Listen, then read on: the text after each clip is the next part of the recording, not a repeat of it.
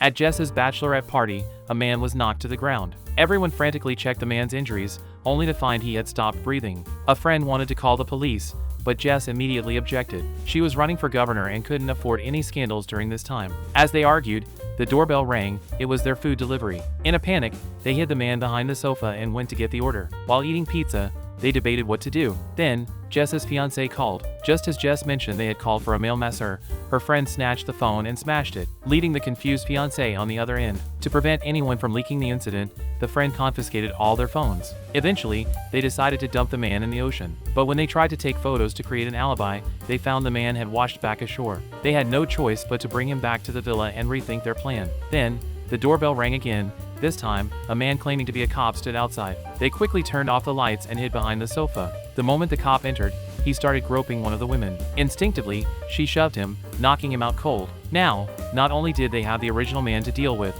but also an unconscious police officer. They tried to move him, but with just a slight tug, his clothes tore, revealing a masseur's uniform underneath. Turns out, this was the male masseur they had called. They decided to use the masseur's car to transport the first man away. But due to overloading and speeding, the man fell out, and the car broke down. They had no choice but to push the car back to the villa. Back inside, they began blaming each other, arguing fiercely. Overwhelmed by guilt, Jess decided to turn herself in, but first, she went to take a shower. The others kept brainstorming solutions when they heard a strange noise. They realized it was the man's phone. Someone was tracking him, and the tracker had already reached the villa. This time, 2 real cops were at the door. They finally opened up and confessed everything. But when the police saw the man, they congratulated them. He was a fugitive who had just robbed a jewelry store. Excited, a friend rushed to tell Jess the good news, but Jess couldn't hear her over the shower. Then, the cops started asking for details, and whether they'd seen the diamonds on the man. Just then, one woman glanced at the TV, where a news report showed a mugshot of the wanted criminal. Except,